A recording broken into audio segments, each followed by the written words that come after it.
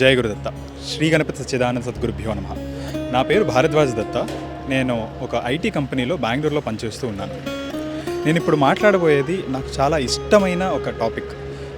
అప్పాజీ అంటే ఎవరు, అప్పాజీకి పరిచయం అనేది నాకు ఎలా జరిగింది, నా లైఫ్లో దానివల్ల ఎలాంటి చేంజ్ వచ్చింది. నేను ఒక చిన్న వయసు నుంచి నాన్న నాకు ఇంట్రడ్యూస్ చేశారు అప్పాజీని నాన్న అమ్మ బాగా ఫాలో అయ్యేవాళ్ళు, అలా నాకు వచ్చింది.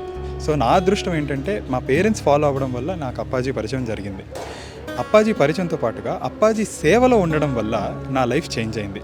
నేను ఒక 7-8 ఇయర్స్ ఉండగా SDHS వాలంటీర్గా మారాను. SDHS అనేది శ్రీ దత్త హ్యూమన్ సర్వీసెస్ ఒక 2500 మంది వాలంటీర్స్తో ఇండియా మొత్తం మీద వేరు సెంటర్స్లో ఎటువంటి సోషల్ సర్వీస్ అయినా, ఎటువంటి స్పిరిచువల్ యాక్టివిటీస్కైనా అప్పాజీ ద్వారా సేవ చేయడానికి ముందుకు వస్తారు.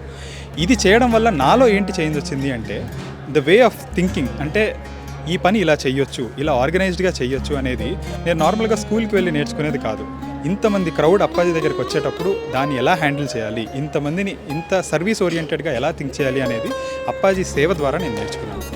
అప్పాజీ జస్ట్ ఈ కోణంలోనే కాకుండా అప్పాజీ యొక్క భజనలు, హీలింగ్ మ్యూజిక్ వల్ల ఎన్నో బెనిఫిట్స్ పొందిన వాళ్ళు నేను కూడా ఒకడిని. అప్పాజీ వారి ఆశ్రమాలు ఇండియా మొత్తం మీద చాలా ఉన్నాయి. ఆ ఆశ్రమాలంతా అప్పాజీ పర్యటన చేసేటప్పుడు మనం తిరగడం వల్ల అప్పాజీ యొక్క ఆధ్యాత్మిక పద్ధతే కాకుండా బయట ప్రపంచం కూడా మనం అప్పాజీ ద్వారా తెలుసుకోవచ్చు. అప్పాజీ వారి యొక్క జస్ట్ స్పీచ్ విని మోటివేట్ అయ్యి మనం దాన్ని ఫాలో అయితే సరిపోతుంది. అప్పాజీ వారు సింపుల్గా SGS పోస్ట్ అని ఇప్పుడు ఫేస్బుక్లో వేస్తూ ఉంటారు.